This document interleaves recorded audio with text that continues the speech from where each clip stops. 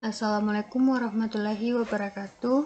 Perkenalkan, nama saya Mawadah dari kelas FA 20B, NIM 10573110230, dari Fakultas Ekonomi dan Bisnis, Universitas Muhammadiyah Makassar. Pada kesempatan kali ini, saya akan membahas mengenai kasus pelanggaran pada perusahaan General Electric, sekaligus untuk memenuhi tugas mata kuliah akuntansi keperilakuan.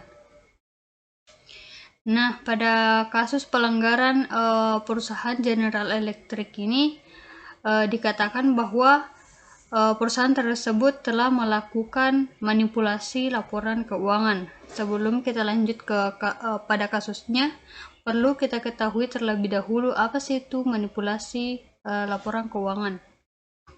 Jadi, manipulasi laporan keuangan merujuk pada tindakan yang dilakukan oleh sebuah perusahaan atau individu untuk memanipulasi atau mengubah informasi keuangan yang disajikan dalam laporan keuangan dengan tujuan tertentu.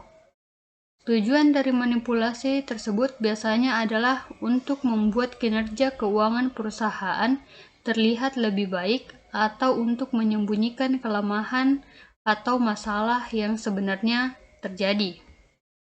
Ada beberapa contoh umum dari manipulasi laporan keuangan. Yang pertama itu pencatatan pendapatan yang tidak sah, di mana perusahaan dapat mencatat pendapatan yang belum benar-benar diperoleh atau belum tuntas sebagai pendapatan yang sah.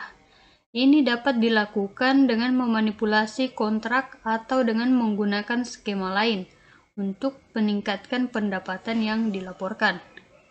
Yang kedua yaitu penggelembungan aset. Perusahaan dapat membesar-besarkan nilai aset atau melebih-lebihkan nilai investasi yang dimiliki dalam laporan keuangan.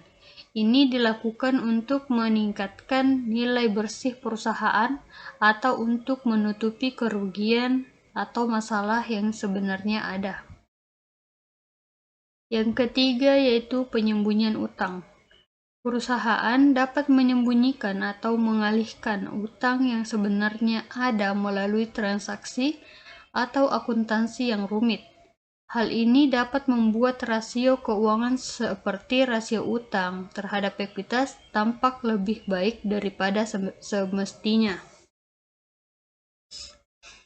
Yang keempat yaitu manipulasi persediaan. Perusahaan dapat memanipulasi nilai persediaan atau metode penilaian persediaan untuk mempengaruhi laporan keuangan. Misalnya, perusahaan dapat menaikkan nilai persediaan yang ada atau memperlambat pengakuan kerugian pada persediaan usang atau yang sudah rusak. Yang kelima, pengakuan pendapatan tertunda. Perusahaan dapat menunda pengakuan pendapatan atau menggeser pendapatan dari periode satu ke periode berikutnya untuk membuat kinerja keuangan tampak lebih baik secara artifisial. Ada beberapa faktor yang dapat menyebabkan terjadinya manipulasi laporan keuangan. Beberapa penyebab umumnya meliputi yang pertama, tekanan keuangan. Karena perusahaan atau individu dapat merasa terdorong untuk memanipulasi laporan keuangan karena tekanan keuangan yang signifikan. Tekanan ini dapat berupa masalah keuangan, ketidakmampuan untuk memenuhi ekspektasi pasar, atau untuk mempertahankan citra perusahaan yang baik. Manipulasi laporan keuangan bisa dianggap sebagai solusi sementara untuk mengatasi masalah tersebut. Yang kedua, mengejar target atau bonus.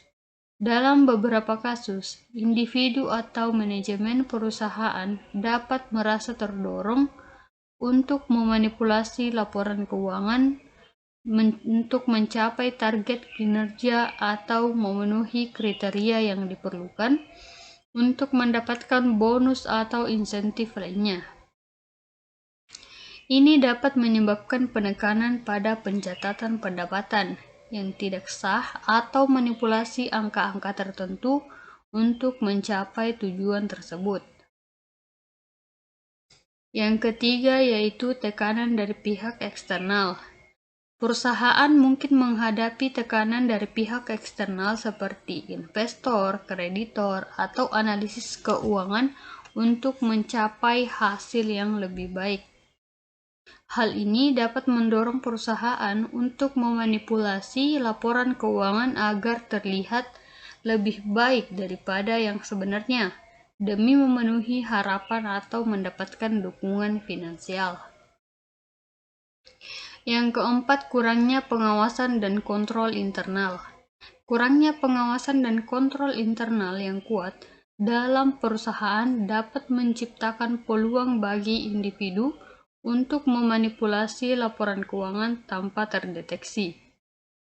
Kelemahan dalam sistem pelaporan keuangan dan kurangnya pengawasan dapat memberikan ruang gerak bagi praktik-praktik yang tidak etis. Yang kelima, budaya organisasi yang tidak etis. Budaya organisasi yang tidak mendorong integritas, transparansi, dan etika dapat menciptakan lingkungan di mana manipulasi laporan keuangan diterima atau dianggap sebagai praktik yang wajar. Hal ini bisa terjadi jika manajemen perusahaan memberikan tekanan untuk mencapai hasil yang diinginkan tanpa mengikuti prinsip-prinsip etika yang seharusnya dijunjung tinggi.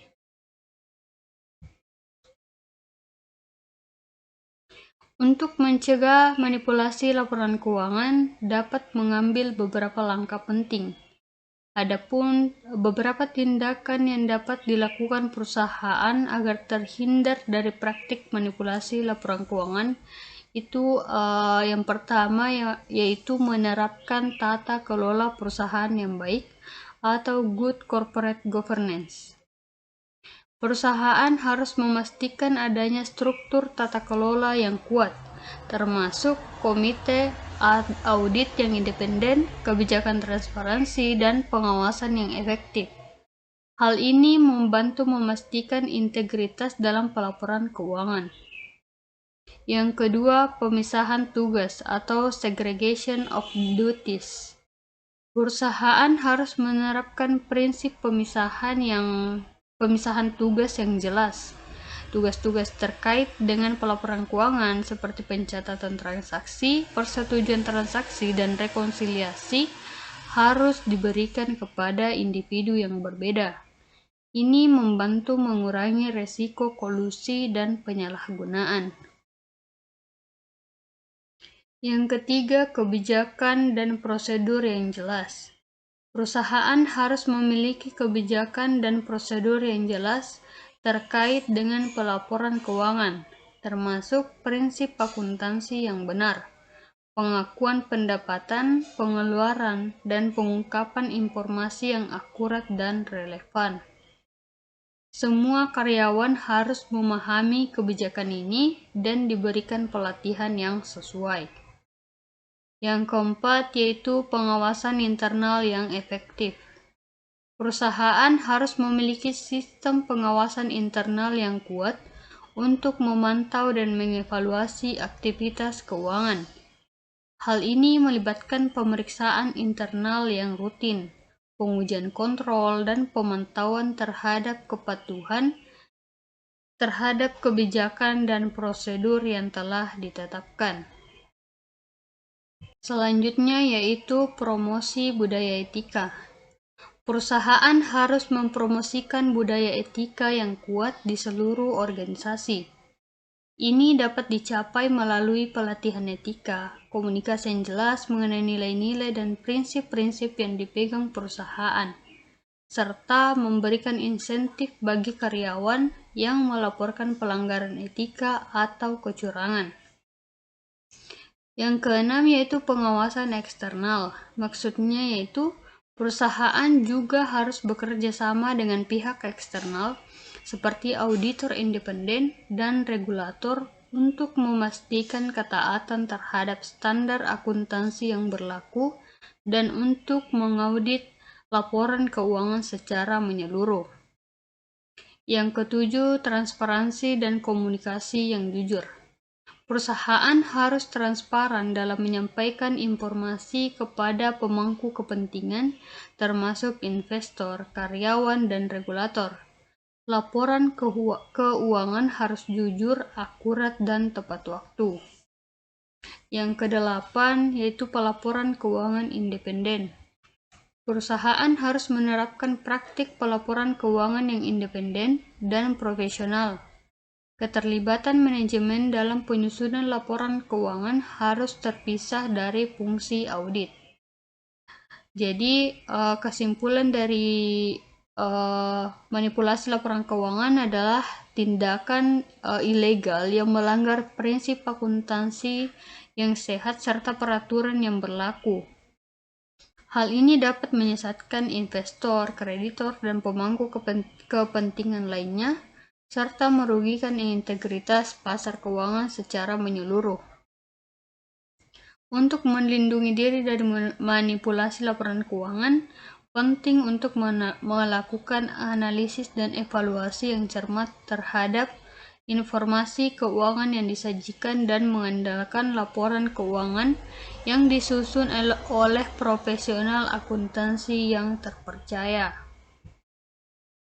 Selanjutnya yaitu kita masuk kepada pengenalan dari perusahaan General Electric.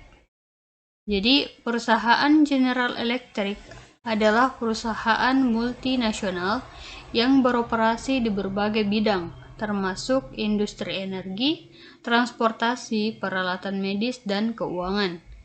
Perusahaan ini memiliki sejarah panjang dan telah menjadi salah satu perusahaan terkemuka di dunia. General Electric didirikan pada tahun 1892 melalui merger antara Edison General Electric Company yang didirikan oleh Thomas Edison dengan Thomson Houston Electric Company.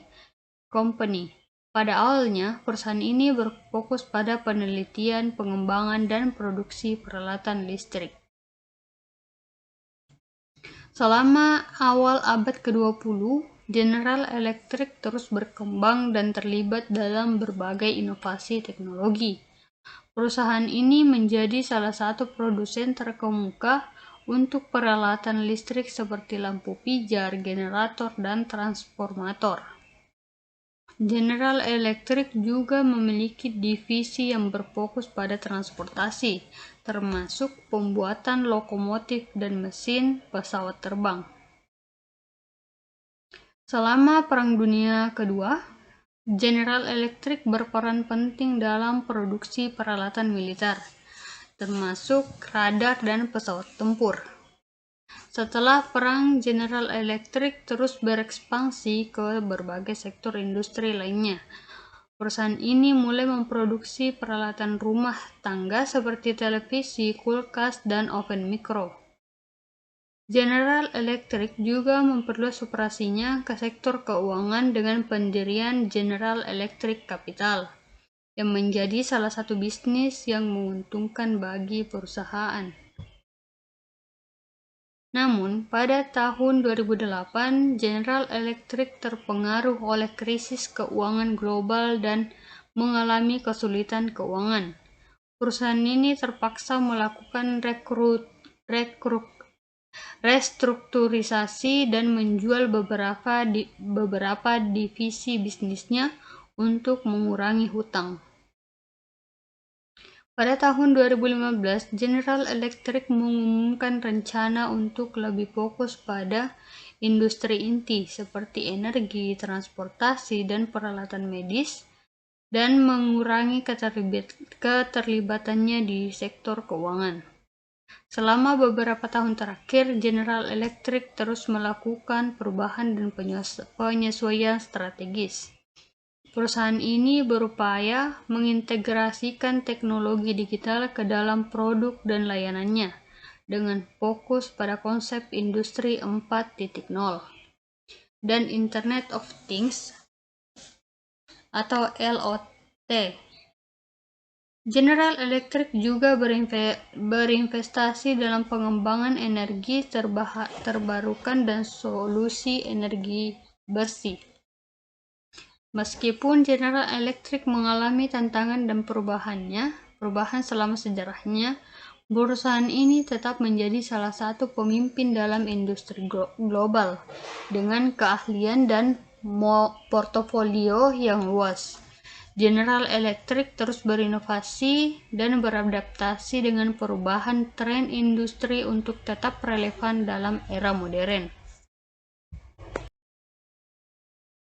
Baiklah, kita masuk kepada kronologi kasus pelanggaran pada perusahaan General Electric, yaitu pada tanggal 15 Agustus 2019, tim investigasi laporan keuangan yang dipimpin oleh Harry Markopoulos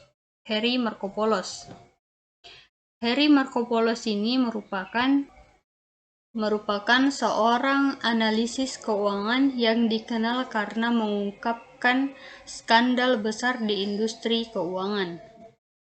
Dia lahir pada tanggal 22 Oktober 1956 di Amerika Serikat. Markopoulos ini menjadi terkenal pada tahun 2008 setelah mengungkap skandal di perusahaan Bernard Madoff Investment Securities. Markopoulos bekerja sebagai analisis keuangan dan manajer risiko di perusahaan investasi Boston Option Exchange. Pada tahun 1999, dia mulai menyelidiki kegiatan Bernard Madoff dan mencurigai bahwa Madoff terlibat dalam skema Ponzi, yaitu praktek ilegal di mana investor baru digunakan untuk membayar keuntungan investor lama.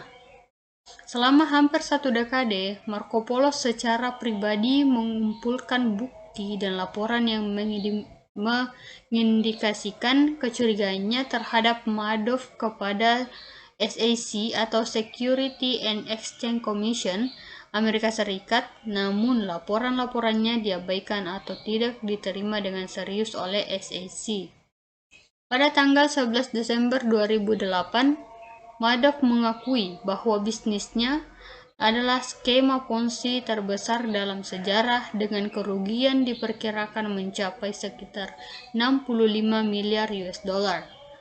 Pengungkapan ini membuat Markopoulos mendapatkan perhatian luas sebagai whistleblower yang telah mencoba mengungkap kejahatan keuangan tersebut sejak lama. Sejak saat itu, Markopoulos terus bekerja sebagai penulis, pembicara, dan konsultan keuangan. Dia juga terlibat dalam mengungkap kasus keuangan lainnya, termasuk laporan kontroversinya yang dibuat tentang perusahaan General Electric yang diperdebatkan oleh General Electric dan beberapa pihak lainnya. Harry Markopoulos diakui sebagai salah satu whistleblower terkenal dalam sejarah dan menjadi contoh penting dalam mengungkap skandal keuangan yang merugikan banyak orang. Jadi, investigasi yang dilakukan oleh Harry Markopoulos ini melakukan report tentang pelanggaran yang dilakukan oleh perusahaan General Electric, dan mereka mengklaim bahwa perusahaan General Electric telah melakukan pelanggaran. Total pelanggaran pelaporan keuangan yang dilakukan perusahaan General Electric senilai 38 miliar US dollar. Laporan ini merupakan laporan yang cukup tinggi selama beberapa tahun terakhir ini. Dalam pelaporannya, Harry Markopoulos mengatakan bahwa perusahaan General Electric memiliki kasus yang lebih besar daripada kasus yang menjerat Enron dan WorldCom. Bahkan perusahaan General Electric mengubah format laporan keuangan perusahaan setiap beberapa tahun agar tidak dicurigai. Marco Polo menyoroti bagian asuransi General Electric yang menutupi kerugian perusahaan dengan membuat laporan yang salah. Dalam sebuah interview, Marco Polo mengatakan pihaknya menemukan indikasi adanya penggelembungan di unit asuransi General Electric karena kebutuhan akan dana hingga 18,5 miliar US dollar. Marco Polo menulis timnya melakukan 7 bulan penuh investigasi untuk mendapatkan bukti. General Electric ditulisnya juga tidak menghitung bisnis migasnya dengan benar. Selain kasus yang terjadi di atas, terdapat pula kasus-kasus yang pernah menjerat perusahaan General Electric.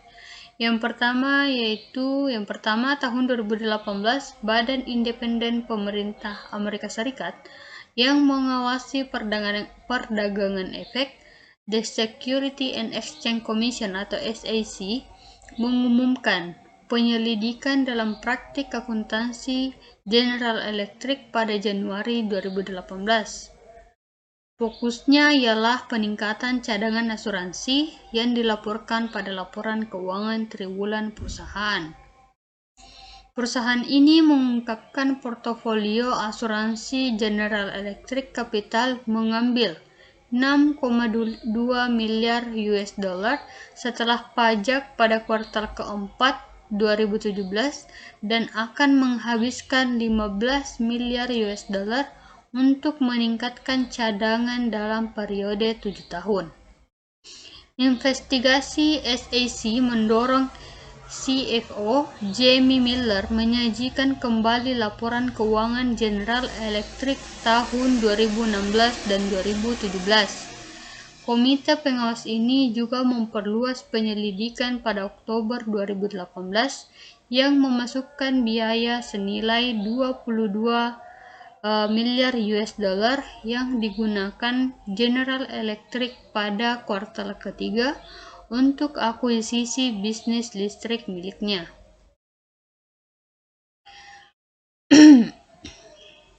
Tahun 2019, General Electric menyelesaikan gugatan SEC sebesar 50 juta US dollar.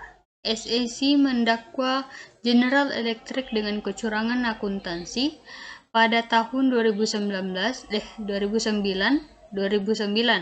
Perusahaan membayar penyelesaian 50 juta US dollar dari tidak mengakui ataupun membantah tuduhan tersebut.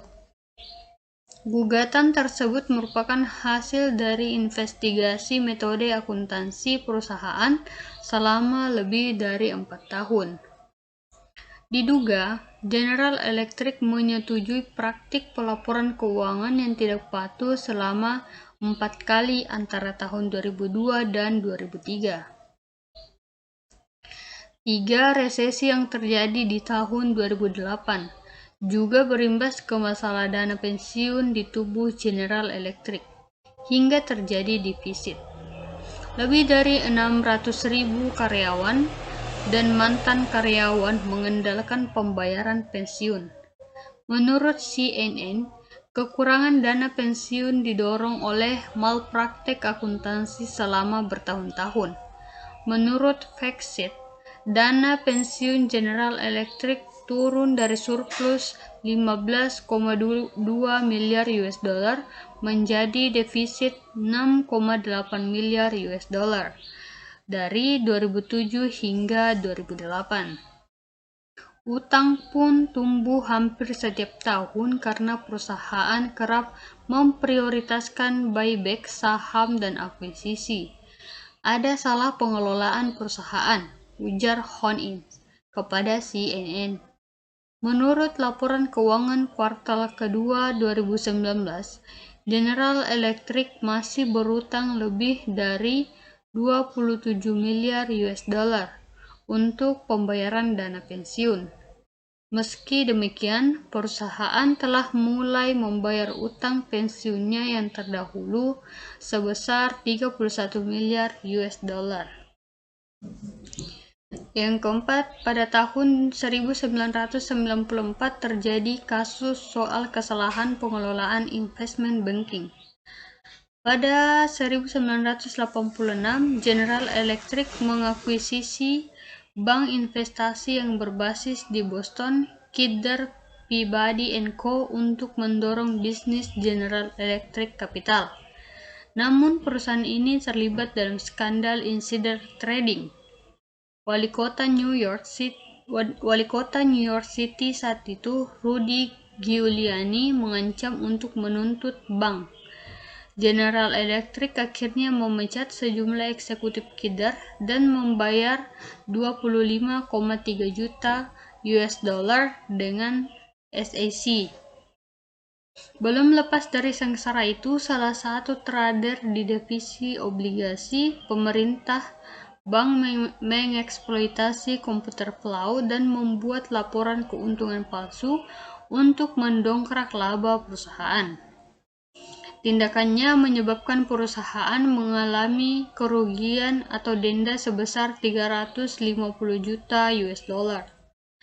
Hal lain juga ditemukan bahwa perusahaan General Electric melakukan pelanggaran etika, yaitu perusahaan General Electric melakukan pengubahan format pelaporan keuangan yang seharusnya format laporan keuangannya disamakan setiap tahunnya, sehingga akan memperjelas laporan keuangan yang dimiliki perusahaan, terlihat laba dan rugi perusahaan. Perusahaan General Electric juga pernah melakukan pelanggaran berupa pembuatan laporan keuntungan palsu. Hal ini sama persis yang dilakukan oleh perusahaan Enron. Tentu saja, hal ini tidak semestinya dilakukan karena melanggar etika akuntansi. Seharusnya pelaporan keuangan dilakukan secara jujur. Data lain mengatakan bahwa General Electric melakukan pemecatan sebanyak 12.000 karyawan.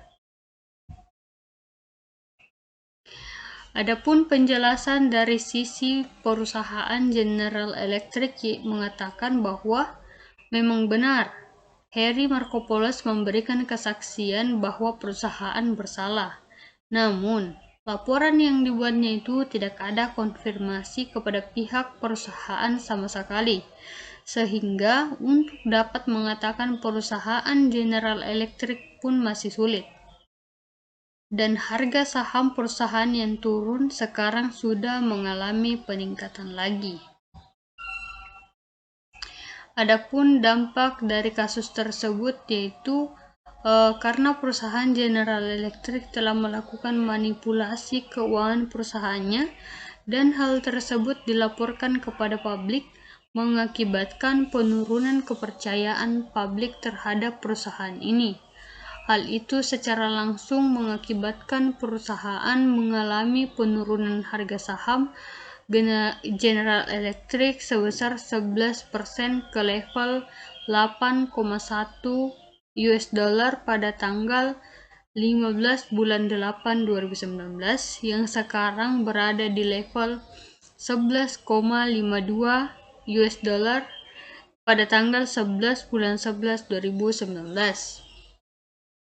Jika hal ini terus dilakukan oleh perusahaan, maka tidak menutup kemungkinan bahwa perusahaan akan mengalami kebangkrutan. Dan tentu saja, kerugian yang akan diterima perusahaan tidak sedikit, bahkan bisa jadi akan mengalami kerugian yang sangat besar. General Electric merupakan perusahaan multinasional dan karena itu perusahaan bisa mempengaruhi perekonomian dunia. Baik, adapun kesimpulan dari pada kasus pelanggaran perusahaan General Electric ini yaitu kasus pelanggaran keuangan perusahaan General Electric yang dilaporkan oleh Harry Markopolos yaitu bukan merupakan satu-satunya kasus yang pernah menjerat perusahaan General Electric. Hal itu sudah pernah terjadi di tahun sebelumnya dengan kasus yang berbeda. dan perusahaan General Electric sudah memenuhi konsekuensi denda dari apa yang telah mereka lakukan. Namun, ternyata denda yang telah diterima tersebut tidak membuat jera perusahaan, dan perusahaan kembali berulah dengan melakukan kesalahan yang pernah dilakukan oleh Enron.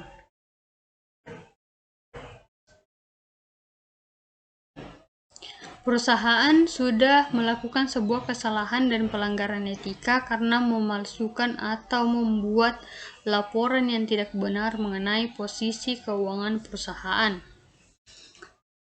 Hal ini jelas terlihat bahwa perusahaan tidak jujur, dan ketidakjujuran perusahaan mengakibatkan menurunnya kepercayaan publik pada perusahaan dan membawa efek samping menurunnya harga saham perusahaan yang cukup signifikan. Namun hal ini belum dapat dibuktikan dengan benar karena pada kenyataannya Harry Markopolos melakukan penelitiannya tanpa ada konfirmasi kepada perusahaan. Jadi bisa dimungkinkan bahwa data yang diperoleh oleh Harry itu tidak valid. Baik, itulah tadi sedikit penjelasan mengenai kasus yang terjadi pada kasus pelanggaran yang terjadi pada perusahaan General Electric. Mungkin itu saja, lebih dan kurangnya mohon dimaafkan. Wabillahi taufiq wal hidayah. Wassalamualaikum warahmatullahi wabarakatuh.